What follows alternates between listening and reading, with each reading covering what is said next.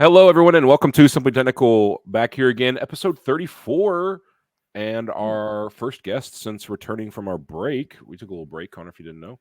I did not. I know that you watch every single episode and dissect each second. And They're also, on backlog for me right now. Also, checking to see if they're AI generated, because my thoughts are not real. Anyways, Keaton, Connor, like I said, here, Evan, your host, one of your hosts. And we're going to talk a little bit about society, and not just any part of society, but we kind of wanted to focus this episode on marriage, a little bit of marriage. Two of the three people here are married, and the one person that's not is me, of course, if you know me at all. Not of course. Of course. Ugliest guy here. So, Oh, no. Anyway, Connor, you have a background in family science, I guess. Is that what it's called? Christian family science? Yeah. I guess my technical degree is like a master's of science.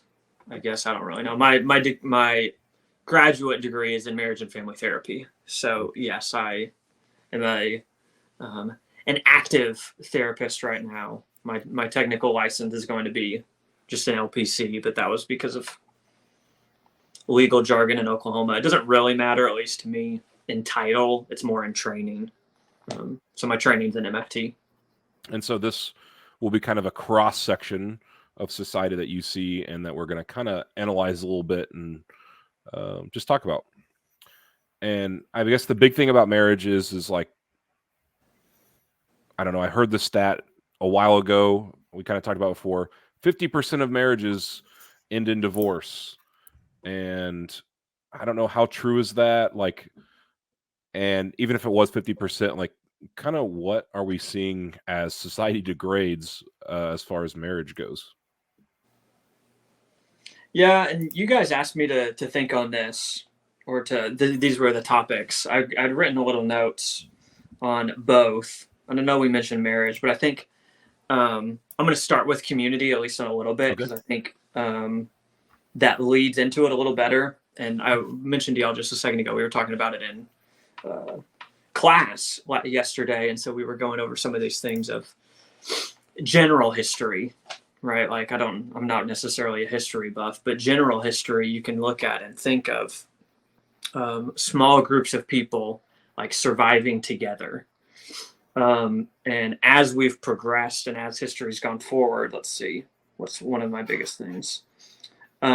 Really, at least to me, the big tipping point on a lot of different stuff is that Industrial Revolution, at least in the Western world. Things got a lot different then. And it was one of the first times in history where man left the family to go do work and then came back to the family in the evening. Previously, it was either just like surviving, I guess, hunter-gatherer, I don't know, farmer, whatever you want to say. Working from home as a farmer. Yeah.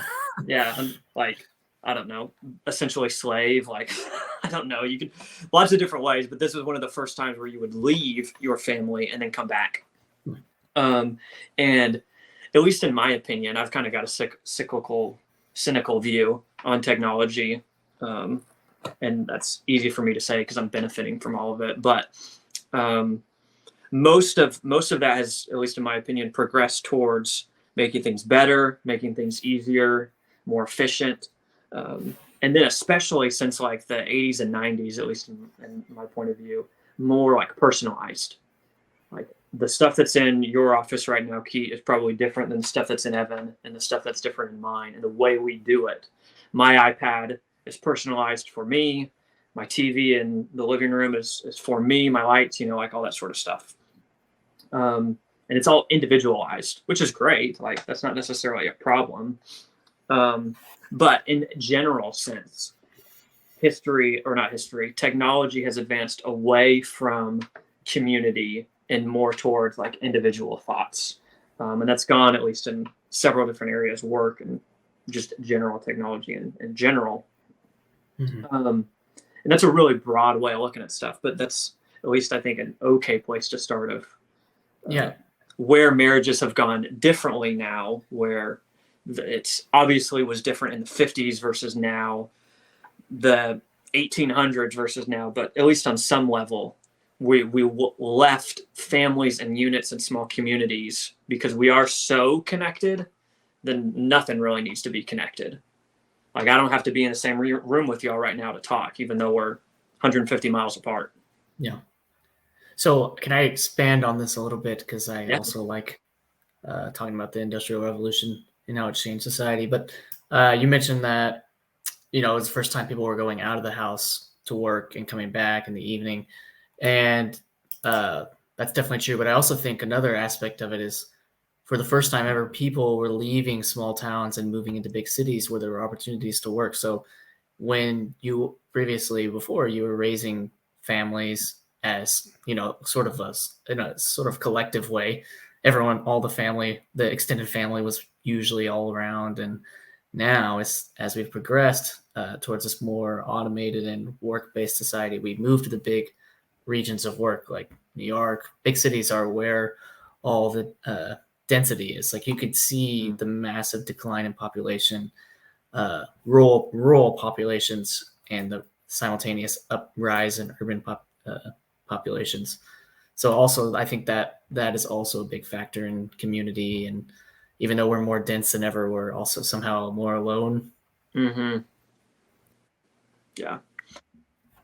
Well, go ahead, Evan. I mean, I think the big point that Connor said was, like, we're so connected that we're not connected. Like, and I think we talked about this kind of last time when Connor was on, of like, okay, we can be connected like we are now, but we yearn for that physical connection, being close to somebody, and then we never achieve that because we're so connected already. Well, I talk to them on my Xbox Live account, so I don't really need to go talk to them in person. So yeah, and we mentioned that, at least a little bit of that time of the pseudo sense of connection through lots of technology, and lots of it's good, and it is, but I think there's a real primal and like actual need for physical connection, physical things and places. The other thing I was thinking of, and just in general in communities, is what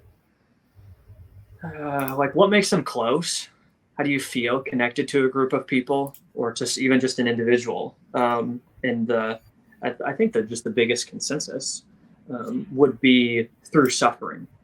And that's kind of like a hard word, but you think of either sports teams, football teams, a rough patch in a marriage, if we're going there, a rough patch in a friendship with maybe a disagreement, whatever that might be. Working through those things is how you grow close. If everything's hunky-dory and great, like, that's fine. But that sense of connection is built through hard times. And as we've gone and progressed further in just like society, no, not everywhere, this is a privileged point of view, but there's not as much suffering. I don't have much suffering going on. I don't need my mom and my dad or this person over here like I did maybe 50, 60, 100 years ago. Like, I would need the farmer next door or my neighbor to help with X, Y, and Z, or if I got sick. Now I don't. I can do everything by myself. And when that's the point of view, it becomes super, what can you do for me? Rather than like, what can I do for you? A more like not self-serving, a more sacrificial sort of relationship. And so you see people that way. Well, what is this person? What's the qualities they've got? If we're speaking towards marriage, it's all the things that other person can do for them in the relationship, which is not like a terrible thing to think about, but it's so forward in people's minds, I think. And not only because we don't necessarily suffer together, but it's because I think that's part of it. And I don't know, I kind of jumped around on several different ideas there, but. So do you think that you're kind of saying that you think we've become more selfish as a whole, as a collective society, over time because of all this change in societal structure? And that's, I think I don't know if we've gotten more selfish. I think that circle who we're selfish for has shrinked to just like individuals, if that makes sense. Yeah. Like maybe, I don't know, this is quite kind of brutal, but just the kill or be killed mentality,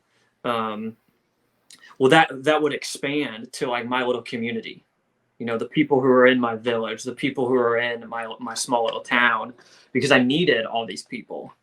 And so I don't know if we've gotten more selfish. Like, I think everyone in those spots would be selfish for that little group, but it's shrunk down to just an individual level, if that makes sense. Mm-hmm. Yeah. Well, how much of that is because we can't communicate verbally anymore? So instead of communicating, we have other options in our relationships, you might say. And so we don't, okay, well, something went wrong with this person. They did something that I don't really care about. Well, I have Billy over here who can serve the same role, but he didn't offend me like the other person did. So I'm just going to move on. And maybe I don't have a solid relationship with Billy as I would have had with this other person previously. Is that people don't know how, and I don't say don't know how. I only know what I know. I only know what communication looks like currently. But as it currently stands, people don't communicate. They can't communicate verbally for sure. I mean, well, even like so much. I did not necessarily at work, they had me just speak for a little bit. And one of the things I talked about was communication. And this is not rocket science, but almost all of communication is nonverbal. It's like 80-85%.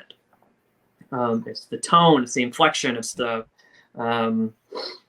actual physical movement, all the things that you can get from a room. That's why Zooms, I mean, we're doing this right now, but that's why they're so difficult sometimes is there's a breakdown, there's a barrier in between that nonverbal communication. And that's why texting is so terrible, and why we've made emojis to try to bridge that gap a little bit. Because like when my dad says K, I don't know if that's like a teenager saying K or like a 50-year-old man saying K.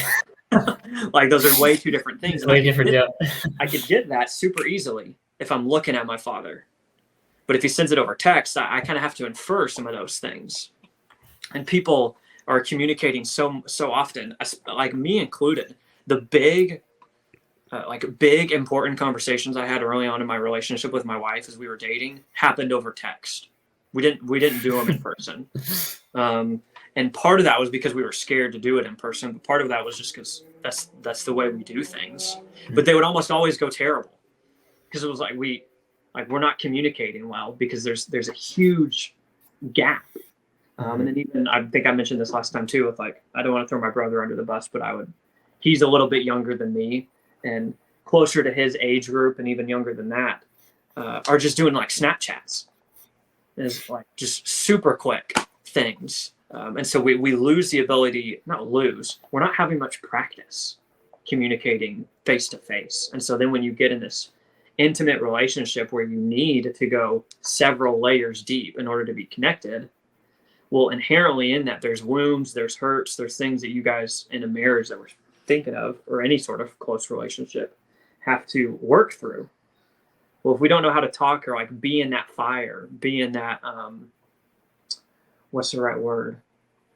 Not cauldron, in the crucible. That's what I'm thinking of. If we can't be in that crucible when it's hot, you just jump out and like nothing ever gets done. And so it gets hot real quickly for people. That tolerance is super low. And I think you're right, Evan, going all the way back to, we have so many options. There are so many people. It's not, oh, I only have Betty Sue over here for the next 50 miles. It's, I can find someone in 6 seconds on Snap or on Tinder or something like that. We just kind of discard that difficult spot. Oh, something happened next.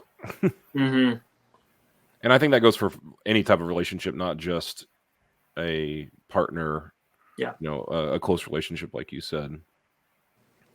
And that affects, I mean, your work and everything, right? Like how we had some training at my work once, and it was about how to talk to people that are older than you and younger than you. And, you have to be careful of what you say, because people are going to get offended over pretty much anything, is pretty much what the training was about. So Well, That's almost telling you not to talk to people in a way. Yeah, It's like sometimes dangerous. I get so frustrated sometimes because it's almost like we're encouraging people to not, like you said, not communicate, or as if, and some people are kind of just like turds or jerks, but as if me saying something, if it offends you, it's inherently my fault that now you're offended. Like there's definitely a balance there, a relationship, but just because I say something, even in a work environment or a place where we're going to be communicating together, I have to either watch my tongue or not necessarily silence, but Walk on eggshells. yeah, Yeah. it discourages the very act of like sharpening our communication tools and just building some of that up. Oh, I think Evan's not going to like this. Okay, well, I'll just stay away from that. Well, now like you and I have not had the opportunity to work through that and actually connect. Oh yeah, Evan sees things way differently than me. And you get to go, oh wow, Connor sees things way differently than me. We don't even have to agree, but like now I know that about you. Maybe now just inherently through that, oh yeah, okay, I'll probably stay away from that because I know one, Evan respects me, is hearing me, values my opinion. We're doing the same vice versa. And so because that's there, oh yeah, like I won't mention that. I know that upsets them. But when like someone tells you to do something, like human nature is to go, I don't want to do that. Yeah. Like I'm going to do the opposite. This is kind of like last time you talked about a little bit about how social media has created these echo chambers where we can always hear what we want to hear. And that on top of the lack of in-person communication now creates this divide where we can't stand anything that goes against our system of beliefs, basically. So really, it's like all these two things all coalescing together to just make communication almost impossible. Yeah. Yeah, how could you think so differently than me? I mean, I think that's such a problem that people like you said, echo chamber, but they get so narrow-sighted with their own experience that when they talk to somebody else that has a different experience, they just can't even see it from their side. Yeah. I think that goes for a lot of different things, from politics to working to your close friendships. Yeah, it's kind of a mess. It gives me job security though, on some level. Well, okay, so we've kind of talked about some issues with that, but like, how do we work past that? Like individually and maybe even as a community, how do we work past some of those issues that? Is it as simple as just, hey, we need to go to more events. We need to hold bigger events. We need to talk. Yeah, how do we get better? This is like we need to go to the Catalina wine mixer, At like communicating, is that what you mean? Yeah, I mean, I think it has to start with the recognition that you are a part of the problem, and not like you're actively being evil or something like that. Most people that I come across with, now maybe not necessarily at work, but just daily life, in general, like they're not terrible people. They're either having a bad day, they have other stuff going on, or I don't know, they're just a normal person. But I think in order to get better, we have to have an identification of, okay, what's the ownership piece of the things that I control? It can't be just your problem. If I'm engaged in a ton of communication that's not going well, like I'm a part of that. And so it's assessing where are the places that I need to get better, where are the places that I need to listen, where are the places that are like essentially triggering me, that flare up that defense mechanism. I think of, especially in marriage, we get super defensive real quickly.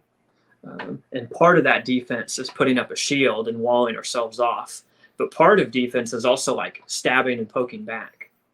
And so we pick up that spear and stab the other person in self-protection. Almost anything that we do internally is for self-protection.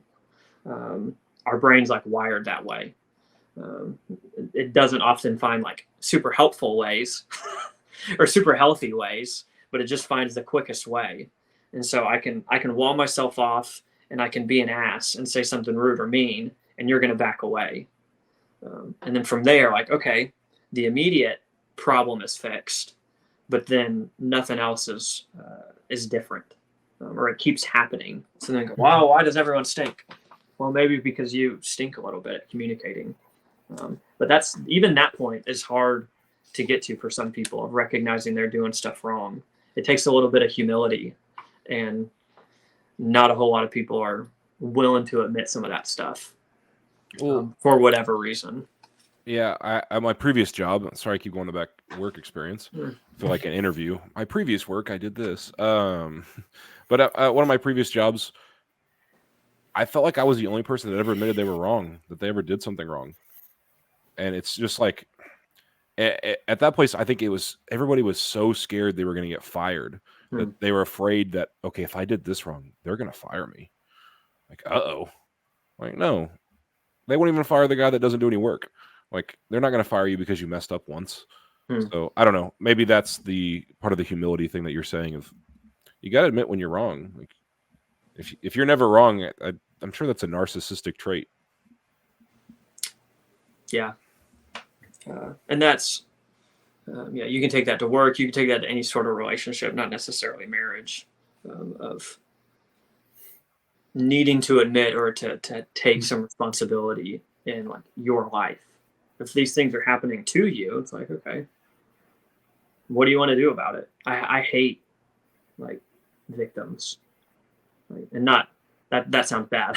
That sounds terrible. Like, that sounds really bad. But like, people Connor hates the victims, just stuck in that victim mentality. It annoys me. One, not because I'm annoyed at them, but two, it's such a hopeless and powerless place. Of, well, I can't do anything about this. Like, depending on what situation it is, it's like, okay, I understand that on some level, but for the most part, at least for people like you and I, it's like you're not a victim. You had something either happen to you or whatever it is, but you are the most powerful agent of change in your life. Like, if you don't like something, do something about it. Otherwise, like, then quit complaining to me. Yeah. I mean, that's been that, I guess that kind of, or I don't want to get too far away from the community or marriage stuff, but that's like my big thesis on the world right now is like, there's this really big pathology, or on the first world, in the US, I guess, big pathology of just like complete loss of agency, especially for, like, I guess you could say more liberal leaning identity, or people tend to have this sort of doomsday mindset, like whatever your circumstances are, you can't really change that. It's all predetermined by, race, gender, economic circumstance. And I feel like that's just really, it's like a self-fulfilling cycle. And it is incredibly damaging. And I'm not like trying to minimize the difficulties certain people have to face, but if you're always going to think that there's no way to get out, you're not actually ever going to get out.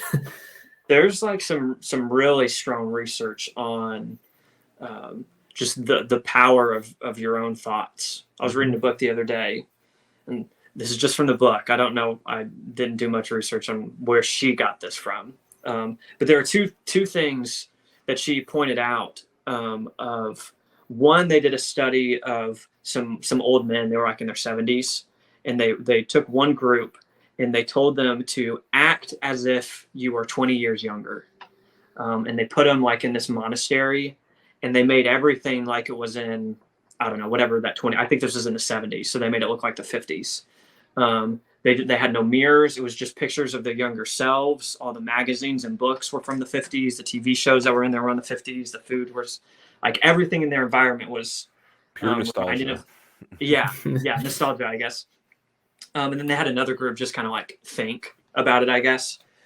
Think they were younger. And both groups improved. I can't remember all the stats. They had a couple like actual physical stats, not just the way that they looked. But the guys who were inside that little monastery improved like remarkably in a week. They had people look at pictures and they thought that they were 5 years younger. Or the pictures were 5 years difference apart just from that 1 week. And then there was another one that she mentioned of a guy who was in some experiment, I can't remember, and he was in the placebo group of whatever pills that they were taking, but he obviously didn't know that's part of it, and he accidentally took a ton of them, and he thought he overdosed.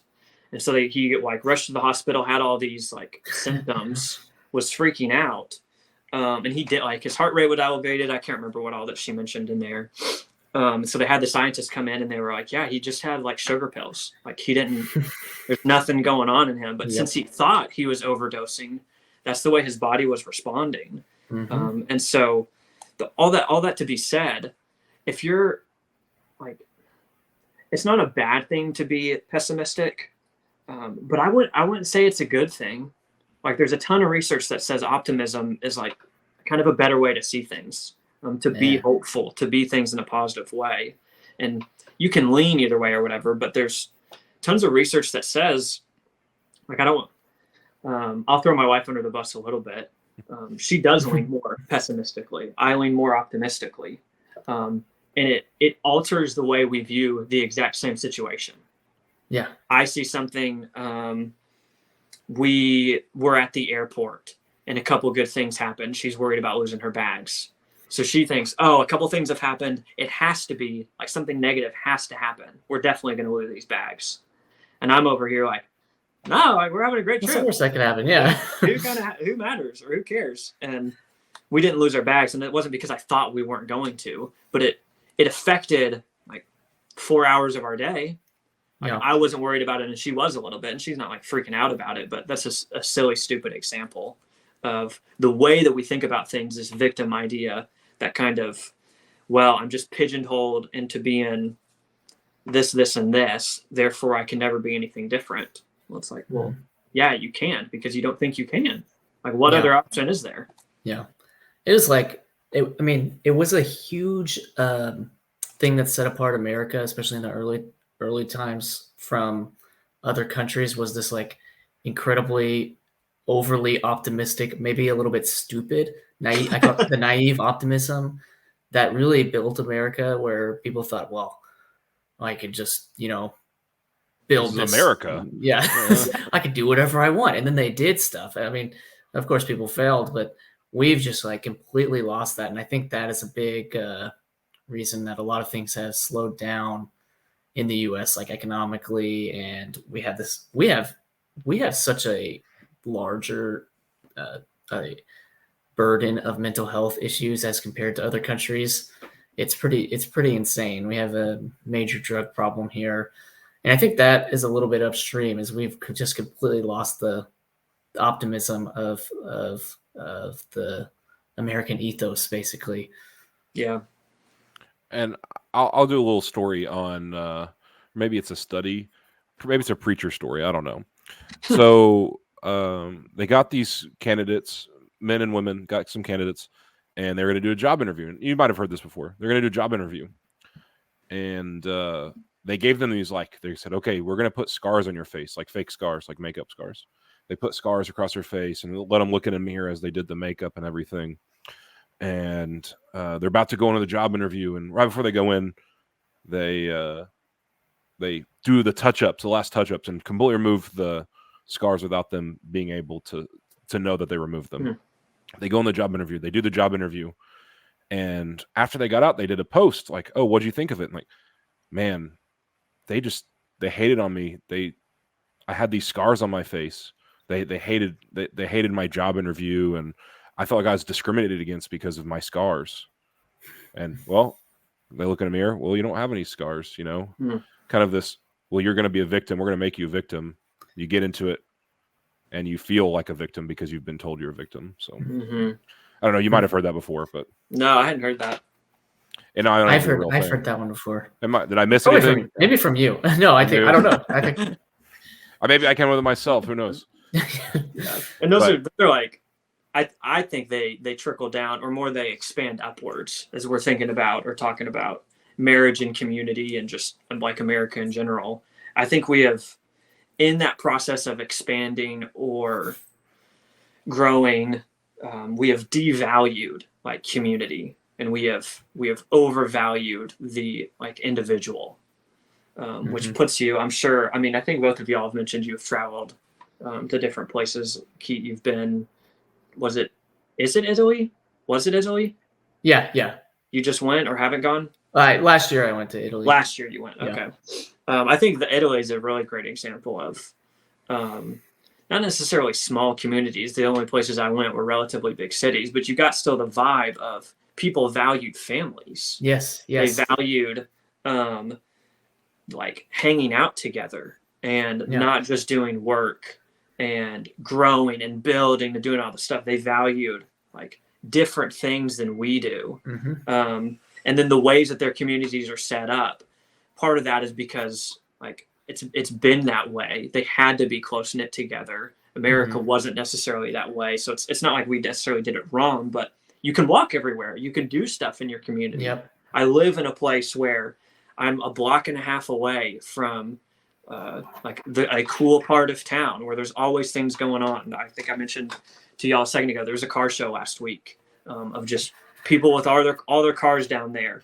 2.5 or 3 weeks ago, there was a chalk festival where people were doing chalk art on one side of the road, and then the other side of the road, it was people who had like small businesses making things. In a couple of weeks, they'll have a Christmas parade, like all these different things that are going on that gives me a sense and connection to the place where I'm living. And there's value in that. And I don't think we value that as just a big society well. And so as we trickle that down towards like all the way back to marriage, it's very me focused. What can you do for me? You're not doing enough. You've done this and this, versus a more selfless or a more sacrificial sort of relationship of we're in this together, and we've done some of the legwork to know that we're on the same team. And so now I'm willing to give in these areas, not just give certain things, but to pursue or try things differently because I know we're together on this sort of stuff. And even if you don't, the purpose is not, oh, I need it from you. It's, I love you. So we want these things together. I had a mentor, I'm going on a way different tangent here, or run on sentence, but an easy way to think of it is we have like you and me in relationship, and it's very transactional. That's the way we do like almost all relationships, business, anything else is I give something, you give me something, and then ta-da, that's good. And then we do that in actual relationships, and it doesn't work out well, where we can talk about faith in here, right? At least ideally, and faith can go lots of different ways, but ideally in relationship, it's not just you and me. There's a person down here or a thing down here that's us, where we say we're committed to this thing together. And so when we start pouring into us in that relationship, I'm the beneficiary of that too. It's not just the other person. And like the easiest way to think of it is in, and maybe I mentioned this last time, I can't remember. I feel like I did, but maybe not. But with volunteering, that's the word.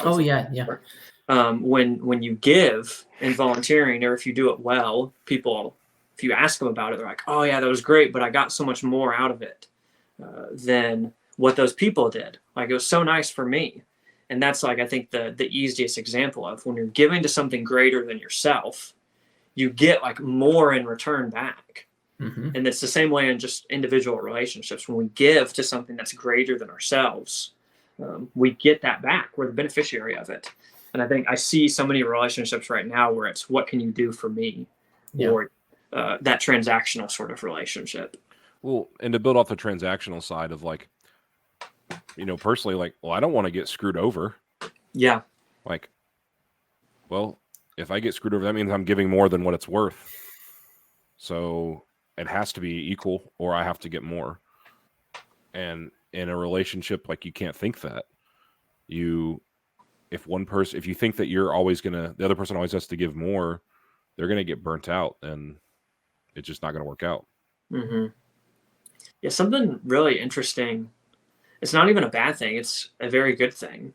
Because I was just looking at different videos, trying to think of different ideas earlier today of where marriage has not necessarily gone wrong, but gone different. And this person mentioned with the bind that women were in, especially like at least in America in the 40s, 50s, and 60s, of they were so tied to that person financially. They had the kids, they were the ones staying home, but then they couldn't leave.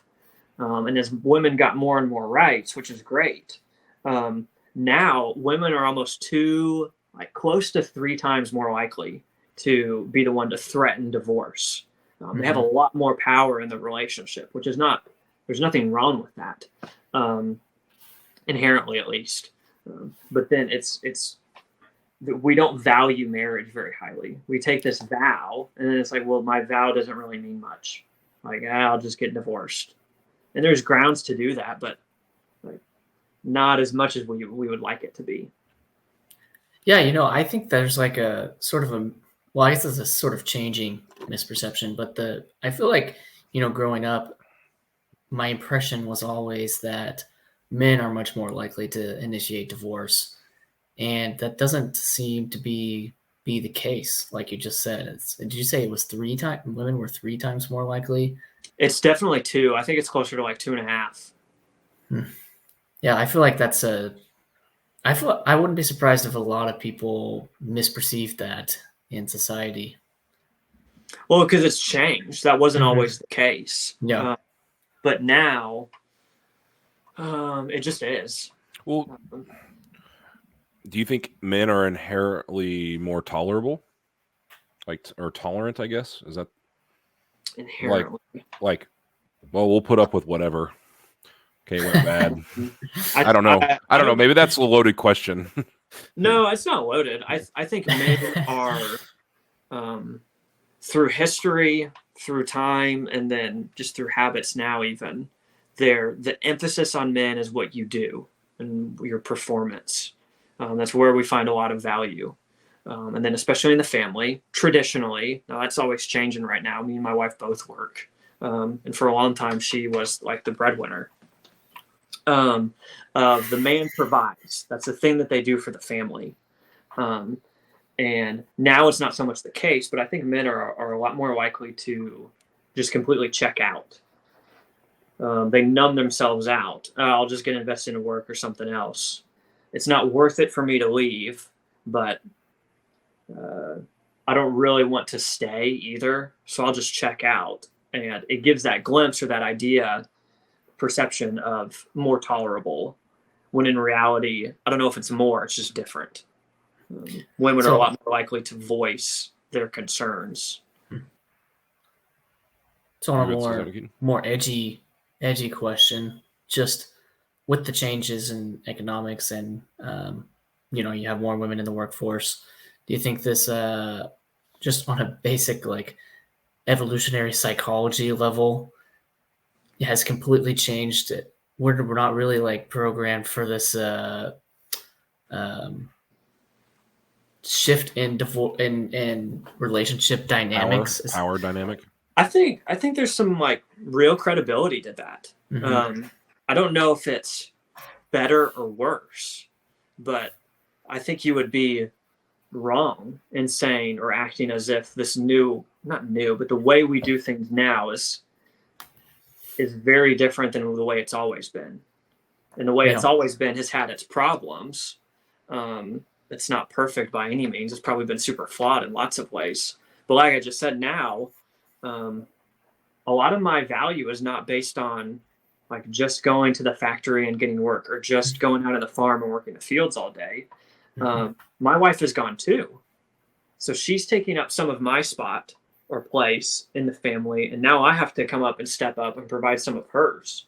I have to be emotionally available and invested in our kids' lives, or at least in the relationship. I have to be present and cognizant of what's going on, like in the home and maintenance there, and not just trash or dishes or traditional like manly things, not manly, traditional man roles, other stuff around the house, groceries, cleaning, whatever it might be, laundry. And I think that'll just take some getting used to. If you have like a solid foundation of relationship, then you're able to work through some of those things. I know a ton of people who like really value and still see a more traditionalist view of marriage or relationship, and that's the way they do things. And then I know tons of people, or have met tons of people who do not do that. Yeah, and it's not like one's better than the other, but you got to be able to talk about it. And that's where I think where a ton of the breakdown is going all the way back to that communication, is they're difficult topics. And if you don't have a level of trust, or not necessarily vulnerability, but I think trust is probably just the easiest word. You don't talk about those things. We don't know if we can until they pop up and it's a problem. And then it's like, oh, well, here we are. Now we have a problem. What do we want to do about it? And like most of the people, it's either we just forget about it. One person wins and shuts up, or the other person shuts up, or we just get divorced. It's like not ever, or it's a small likelihood of it actually getting resolved. Yeah. So since we're on this topic, we talked about this the whole last podcast with you was about like the rise in sort of teenage depression. But how much, when we talked a lot about social media, we talked about community, kind of how we hit today, but I don't know if I thought of this before, or we talked about this before. I don't think we did, but what impact do you think both parents being out of the house has on raising kids? I don't think anyone ever talks about that. And that's a very new thing in society where kids are in daycare all day. Or, I mean, even school, public schools going till 4 o'clock all day is very new. Yeah. And this is not like research based. It would be more like my opinion. Just guessing. Yeah. Yeah. Same sort of idea. I don't know if one's better or worse, but I definitely think it's caused some problems. And if you aren't super intentional about it, like this is research based. It's like outrageously the best option for kids is to have a 2-parent stable household. Like outrageously, like it knocks it out of the park how much better it is for kids to have that. Not to say single parent households can't do things, but it makes it way harder. Like it really does. Yeah. So that is one. It is like the best for the kids to have both parents, and that's why in the state of Oklahoma right now, or at least in Oklahoma or Tulsa County, it is like a very pro dad county. Dads can get away with a lot here because the court values having both parents in the family, which is true, at least in a vacuum. Now, at least in those situations, that's not always what's best either. But back to your question, what makes it worse? I think what would be not necessarily the best way. I just think it causes a ton of problems. The way we regulate, the way we learn lots of things is through our parents. And that's all the way up until 8 or 9. And then that shifts to our peers. And that's just developmentally is where our values and where we learn and all those things come from. But if we don't have a basis of what does love look like, where is my value, who am I? If I don't get that from mom and dad, I have to find it from somewhere. And I either find it through a thing that I'm doing, other people out there, thing that I'm doing, whether it's like Star Wars or Lord of the Rings or something like that, another entity, or it's other people. As you're a kid growing up, you don't have great discernment on who's healthy and who's not. It's basically just who likes me or not, or where am I accepted. And so we're having more and more people who feel accepted in like crappy spots. So then it's like, well, these people accept me. Why would I want to do anything else? And it's just a whole lot of people who not necessarily stink. That's a really mean way of saying it. But they don't have the most healthy like self-regulation or just life in general, but they feel connected to other people who are in a similar spot. And I think that's more and more of because we don't have mom and dad more and more often, or just mom and dad aren't very present, then it leads you to questioning. Because I believe all that stuff but can be narrowed down to identity structures or problems. And when that is not solid or does not have a good foundation, we look for it in other areas, whether that's escaping and numbing out, or exploding into other areas, or just finding purpose in something else. But all of it leads to, and this goes into faith, it's all not enough. We can't be enough. That's part of the problem. That's why Jesus is so nice, is he tells us very explicitly. He says who we are, but 2, he says, I was thinking of this in Moses the other day. Sorry, I'm rambling on this one, but I like this one because I've been. Oh, you're doing a great job. When Moses goes to the burning bush, they talk. Moses says, I can't do it. I can't do it. God gives him all these reasons. He says, I am. Do these things. I'm telling you, you can. I'm telling you, I'll be with you. Here's how it'll happen. And eventually Moses goes, I really don't want to. Pick someone else. And it says God's anger burned against Moses, like in that moment. And that always confused me. And through other people, not through my own wisdom, came to the conclusion of it's not that God was angry at Moses that he didn't think he couldn't do it. It was that he was mad that Moses didn't believe God was who he says he is.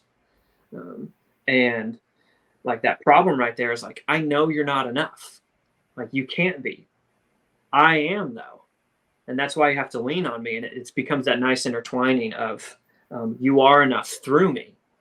But you can't like do these things without me. And so all that being said, when we don't have people speaking that into us well, we look for it in things that can never fulfill it.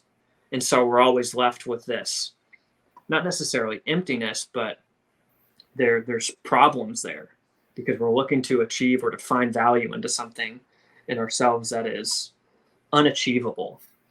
And so then all that leaves us left with is like, not necessarily maladaptive. That's just kind of a harsh word, but it gives us problems. And so we search for it in other areas. Yeah. So I guess before we kind of wrap up on the marriage thing, I want to take it back all the way to the beginning. You talked about Industrial Revolution and this distancing, technology making us a little bit more isolated, less connected to our communities, and that has led into sort of family relationships and individual relationships. Now, talking about the most recent question where we said you talked about how the two parents being away from the kids might impact in a negative way the kids growing up, their identity. Do you think that there's been a big change in technology over the last couple of years? Sorry, I'm losing my voice. Maybe the worst possible time. Yeah. Big change in technology over the last couple of years, where parents are starting to work more from home, so they're with their kids while working. So it's been a cycle where we were working before the Industrial Revolution at home, men especially doing farm or living on the farm, living off the land, surviving. But you were at home. And now we've sort of come back to this work from home. Do you think that is going to be beneficial?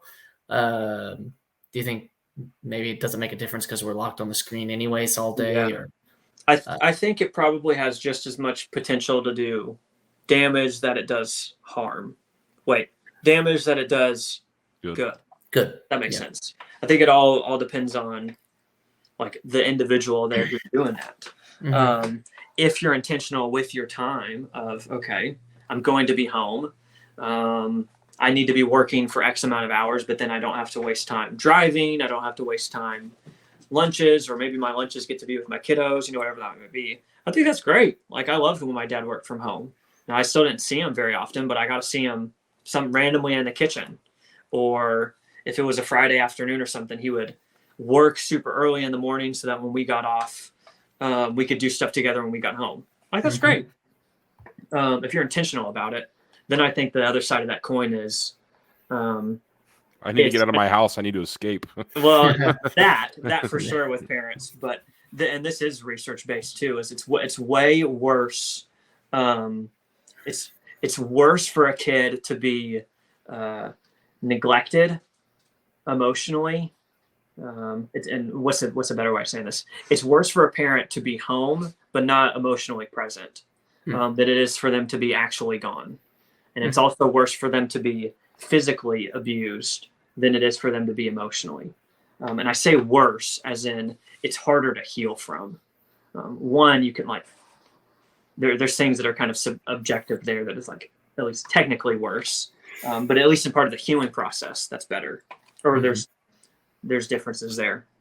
So all that being said, I think there's potential for there to be a lot of not present parents who are home but not home, which I don't know how helpful that would be. Which is basically a non-answer from what you said, but I think it just depends on the person. Yeah, no, I think it's interesting. It's there's been a lot of talk about like how new moms who want to keep working or have to keep working, really want to be able to work from home so they can sort of divert attention at certain times. And so they can like divert attention at times. And the fact that most people are spending an hour a day commuting, so that's an extra hour at home. And I've known a lot of people who will work from home and then have a babysitter at home during the day. So that way, if something disastrous is happening, I could leave the computer and go take care of my kid, but I have someone there watching them. So I think it's an interesting dynamic that we'll see how it ends up playing out. I think a lot of this goes with what you've mentioned before, Keith, with like AI and technology, and the people who utilize it will get so far ahead, and people who don't will get a lot further behind. And I think, because you asked a question, at least I thought you asked a question in the text on this, is, do I see these things getting better or worse? At least either with community and marriages. And I think the answer is pretty similar. I think for the people who invest in those smaller communities, invest in the people around them and in their relationship, they will. I think there's tons of hope, because I think a lot of people are seeing bad patterns. I think for the people that don't, it will get like way worse. Because they keep continuing a cycle of numbing out or checking out, and the gap will get bigger and bigger and I don't know necessarily disproportionately if one's bigger or smaller than the other on the sidewise, but definitely the gap of healthy relationships versus unhealthy ones, or healthy communities versus unhealthy ones. Will, in that kind of similar vein, some will get better and get, I think, lots better. I think that personally. I don't think that will be widespread until at a city, state, like country level, we start valuing things differently. There's gonna be some like critical point where everything starts to sort of like, whoa, what are we doing to ourselves right now with all this technology? I'm writing a little piece on this where I'm calling like the discipline gap is basically about to, and this is not related to relationships, but I think in a similar vein, to me, it's the discipline gap between, can you control yourself on your phone versus can you turn the phone into a device of extreme productivity, good connection with friends and like actual connection with family. And it's just, I feel like the gap is just going to get wider and wider as AI can either help you, do really well, or it could literally stick you on your phone 24/7 because it knows everything you want and can serve it up at a moment's notice. I was going to comment about the work from home stuff. I think society has to change quite a bit. Like I have a coworker, and name them. They I guess they're remote. They work from home all the time. So she sometimes has a babysitter and sometimes doesn't. And I mean, sometimes I hear her kids in the background, like when we have meetings and stuff, like high level meetings with customers and with like important people at my job. And I mean, I'm on the low level and I find it kind of annoying to hear the kids in the background. But I'm kind of envious of like, she gets to take her kids to school. She gets to pick her kids up from school. Now, granted, she has to make up the hours, later on. Like, okay, well, she started at 7, so now she's got to work till 6 because she took an hour off to go pick up her kids or drop them off. But she's definitely invested in their life more. And so I kind of think we have to, as a society, be kind of adaptive in the fact that, okay, she's working 10 hours, like she's only working 8 hours, but it's for a 10 hours part of the day. I'm working 8 hours in the office. Well, how do I accommodate her time while also her taking care of my time as well, or accommodating my time? So I think society, there's going to be some type of, do we care more about the person that's in the office for 8 hours or the person that's working from home for 10 hours and you're only getting 8 hours done work? If that kind of makes sense. Are people going to be like, in a way you're kind of saying like, are people going to be sort of accepting of these Yeah.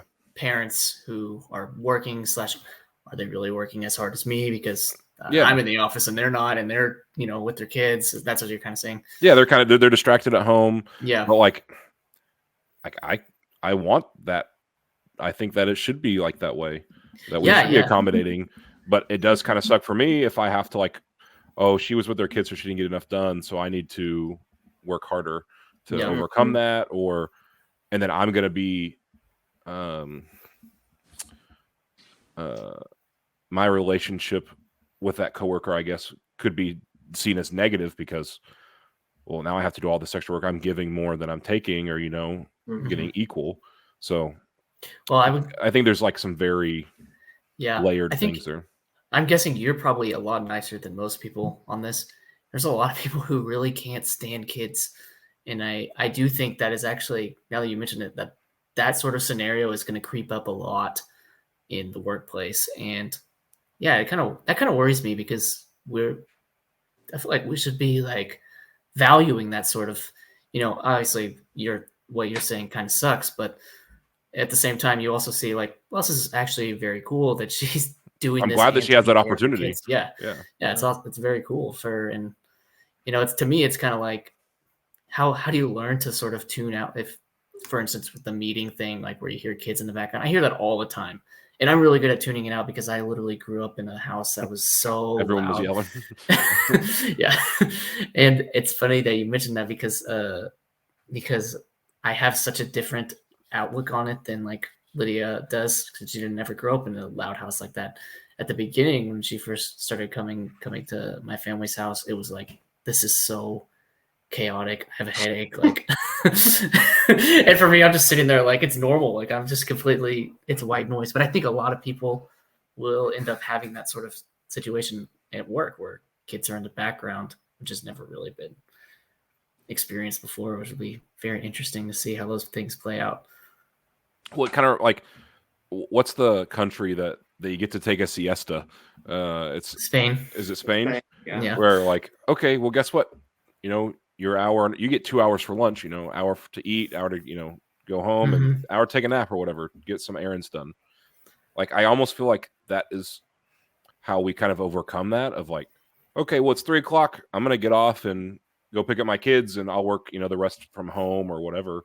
Or okay, well, you get to take a siesta, kind of thing. Yeah. I don't know. I think that's kind of how you accommodate that without hurting the person that, well, they don't let me work from home because I don't have any kids, or something like that. So yeah. Yeah. Go ahead, Connor.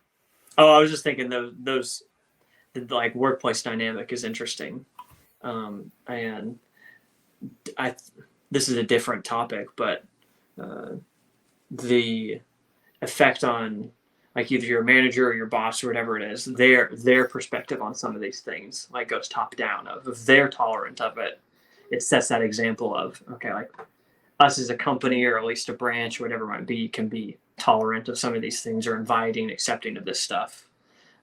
So it's just, I love thinking of different dynamics, because I'm sure, like you mentioned, I think Evan, a minute ago or a while ago now, one work was not as helpful maybe, or the environment was different than maybe where you're working now.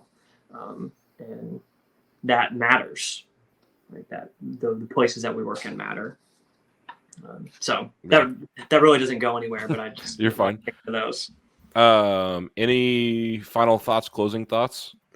I did have one thing that I thought was interesting that I wrote down that I got from someone else. This is also not from me, but at least on the topic of marriage, they were speaking on. It used to be, like, I don't know, my grandma got married at like 18, 19, something like that, 17. And part of that was, the cultural appropriateness of that, or acceptance of being married young. Some of that was, going way further back, the life expectancy wasn't the same. And so you needed to marry like a little bit younger. But the point was you would marry young, and then you would do life together. Mm-hmm. And you would build your life, where it seems like a lot of the things now, it's we build our lives as individuals, and then marriage is like the last thing that we do that signifies like, oh yes, we've made it. Mm-hmm. And you got to get a career and a job and make some money, and then you're in your 30s, and then like once that person fits all those things, then we can marry them, then they're suitable. Versus I'm marrying you and we're going to try to do this thing together, which I never thought of that, but I think that's an interesting perspective or an interesting point that I think a lot of people do. Yeah. They not do it in reverse, but that aspect they do differently. No, yeah, that's actually, I've heard that before in Iowa, the idea that, sort of the people who get married younger tend to divorce a little bit less. And I think it is because you are building a life together. And I think, and this is not to like obviously discourage anyone older from getting married, but I do think it's a lot harder to merge two lives together, two independent lives together, than it is to sort of build from scratch together. And I mean, just analogize it to code. It's such a pain when me and my brother aren't constantly like updating our code and pushing our new changes to the code repository. If we don't do that constantly and we come back a month later, we've made all these independent changes, merging them together is so painful. And I think that how you could have said it, when you've done all this stuff separate, merging it together is a lot more difficult. Yeah. Because you've already built all these habits. You have financial habits. You might even have one person financially ruined by that point, the other doing quite fine, and they have to take on a financial burden. That's pressure, so that is a very interesting. I wonder how that's played in the sort of increase in divorce since the 50s. Yeah.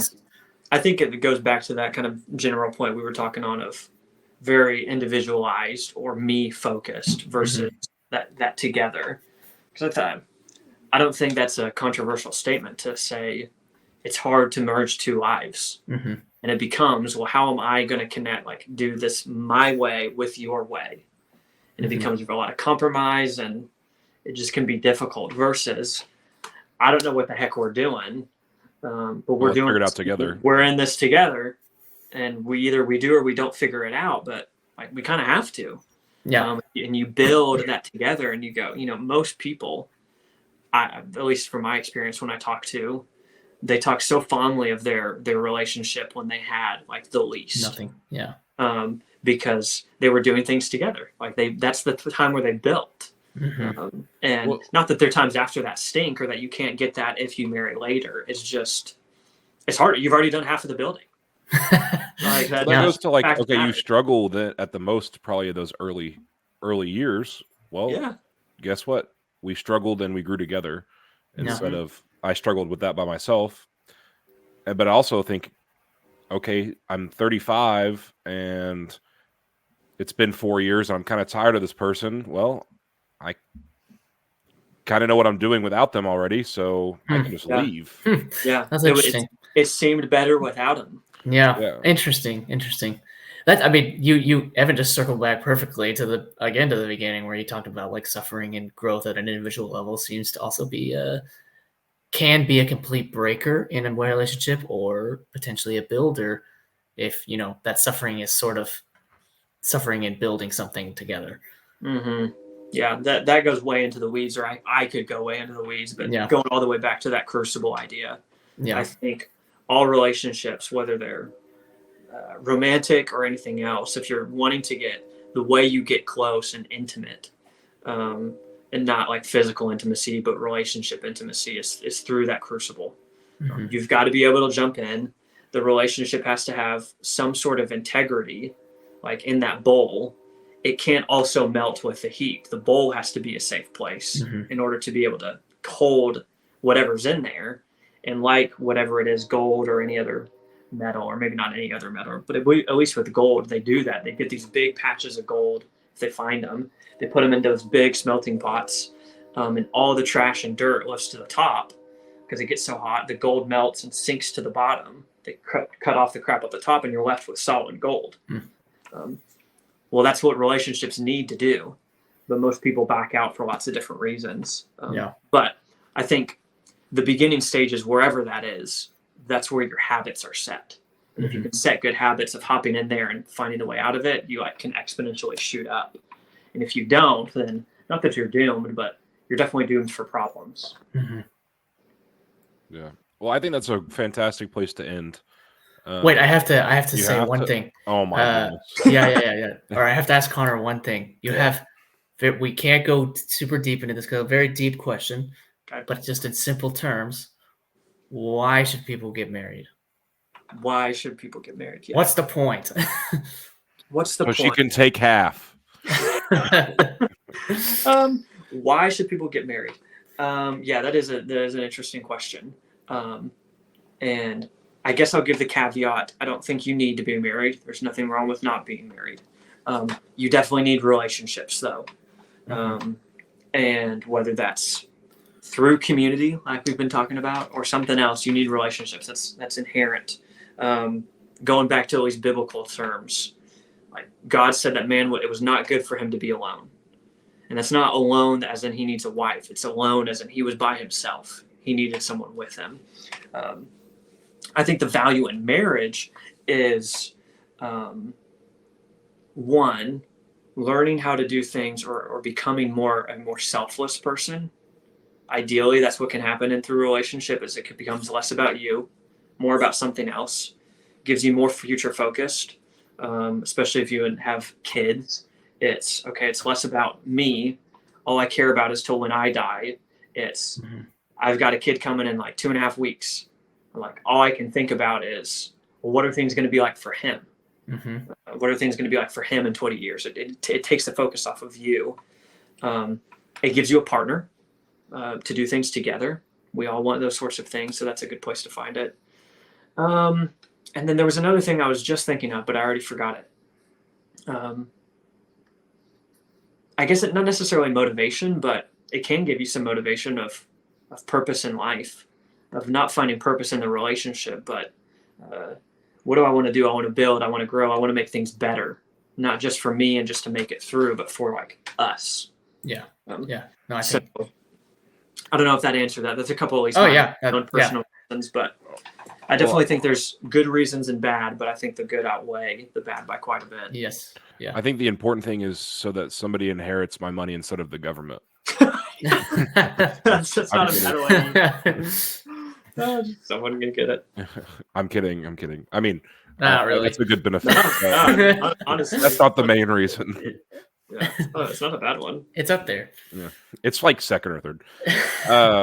Okay, well, thank you, Connor, so much for coming on, and I'm kind of anxious and ready to have our third podcast together. Actually, so I know. I need to be the interviewee in the next one. I need to ask y'all a question. Hey, ask away. I don't know any of the answers, but ask away. I'll say that's a really good question. Thank you for asking it. We can debate on the Industrial Revolution next time. Okay. Although I kind of agree with what you said, but generally about relationships. Oh, yeah. We just need to model going through conflict. Model. Let's do it. Yeah. Okay. Well, thank you guys so much for watching. This has been Something Medical. Thank you, Connor, and peace out.